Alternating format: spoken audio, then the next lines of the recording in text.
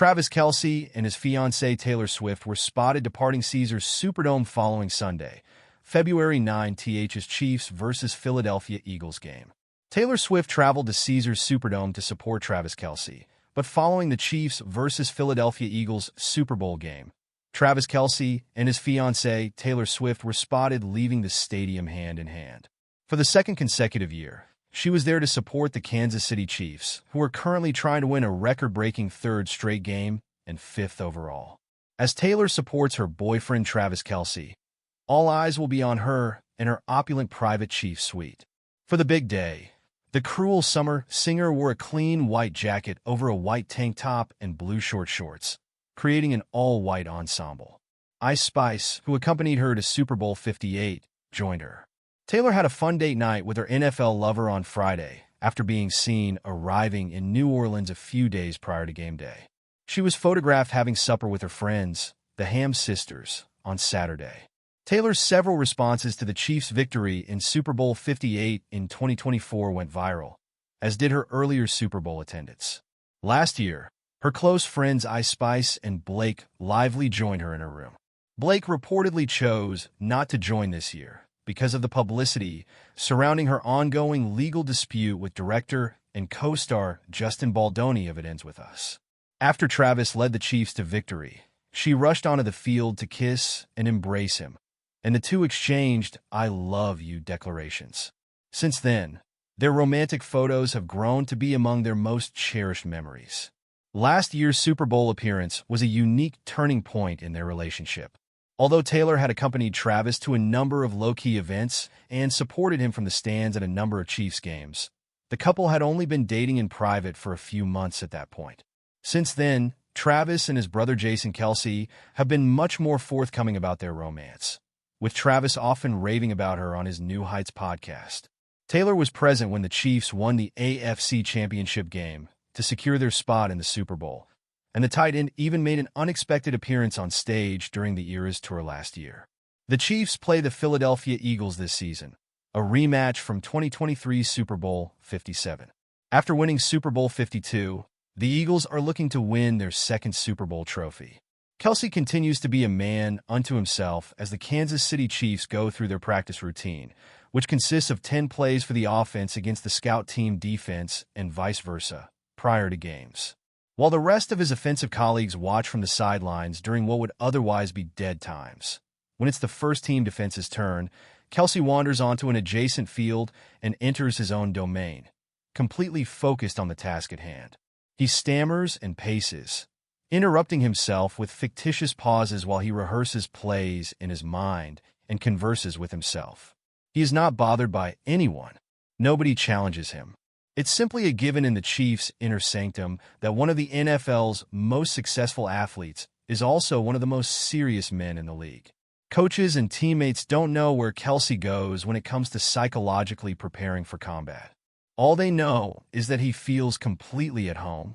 On Wednesday, veteran receiver DeAndre Hopkins, who the Chiefs acquired in a trade with the Tennessee Titans last October, told me, "Trav is a guy that you can tell he's always in his own zone. He is constantly focused during practice. It's amazing to watch how he trains and approaches his day. He takes things extremely seriously." This is the Travis Kelce that the rest of the world doesn't see. The former misstepper who has grown up, developed a passion for his work, and wishes to keep performing at a high level for as long as it is still possible from an athletic standpoint. When the Chiefs play the Philadelphia Eagles in Super Bowl 59 on Sunday, the 35-year-old tight end will have the opportunity to add to his future first-ballot Hall of Fame career and win his fourth Super Bowl ring.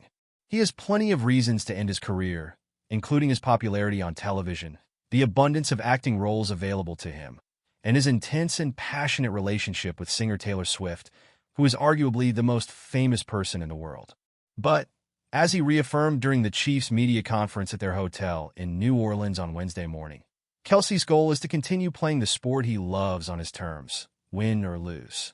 "It's months like these that make me feel like I can play forever," Kelce told reporters 2 days prior, echoing the same idea. "I have plenty of football left in me." As Kelce's fame has increased, first as a result of his co-hosting the wildly popular New Heights podcast with his brother, the recently retired Eagles center Jason Kelce, and then exponentially after he and Swift started dating early in the 2023 season. His workplace has turned into his safe haven, a place where he can set the tone and be a leader while also having the flexibility to prepare in his own unique way. Kelce will be remembered as one of the greatest of all time, one of just 14 players, including 3 tight ends, to have over 1,000 career receptions. Kelce doesn't take the days off as many guys in his age group do throughout training camp or the season.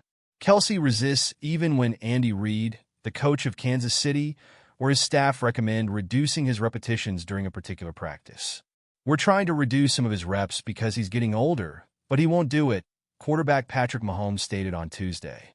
"If you remove him from practice, he becomes irate, which affects the team as a whole. You look at him and he's running full speed, scoring touchdowns after every reception, and it inspires you to step up your game whenever you're feeling worn out or don't want to take a session or a rep seriously." The Chiefs defeated the Buffalo Bills 32-29 in the AFC Championship game, showcasing Kelce's inspirational brilliance. Second-year punt returner Nico Rio had considerable space between himself and the Bills players who were racing at him early in the game, but he still called for a fair catch. Rio later told Kay Adams of FanDuel TV that Kelce remarked, "That's not being great, bro," when he approached him on the sidelines. Rio sprinted 41 yards on his subsequent return attempt in the second quarter, setting up a score that put Kansas City ahead 21-10. "He was the first to welcome me to the sideline, and he said, 'That's how you be great, dog,' and I thought, 'This is a dream,'" Rio said. Even when they are relatively unknown practice squad signees, Kelce is frequently the first and most outspoken person to greet new players, according to teammates and coaches. Given how he started his career and how far he has come in terms of professionalism, it is evident that he enjoys his role as an organizational standard-bearer. When Kelce arrived in Kansas City as a third-round pick in the 2013 draft, he still had some sour feelings after being notoriously suspended from the University of Cincinnati football team for the whole season due to a marijuana test failure. Reid described the offensive gesture he made early in his career after a Sunday Night Football loss to the Denver Broncos as an immature act. Since then, he has characterized his work attitude as being unduly casual, stat-obsessed, and egotistical. Kelce shook his head when asked on Wednesday how his approach has changed from his early seasons, responding, "It's night and day different.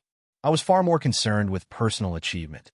And you know what comes with being successful on my own is being able to be confident and at ease with my identity. And because of that personal achievement, I believe I've begun to grasp reality. The truth is that this game is only enjoyable if you win football matches with those in your immediate vicinity. And it really just took off for me after I realized that. And ever since, I've enjoyed playing in the league."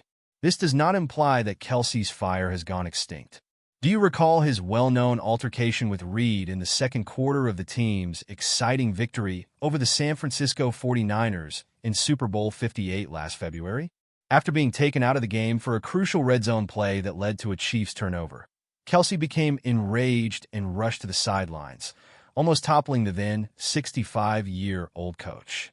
As he struggles with the idea that he shoved Reid, Kelce's memory is not a positive one. According to Kelce, "A push is a bit of an exaggeration. I never act that way toward my coach. However, I was fired up, and Coach Reid is aware that I get fired up, and occasionally he gets fired up in a similar manner to motivate me. I simply wanted to tell him, 'You can put it on me, man,' at that point in the game."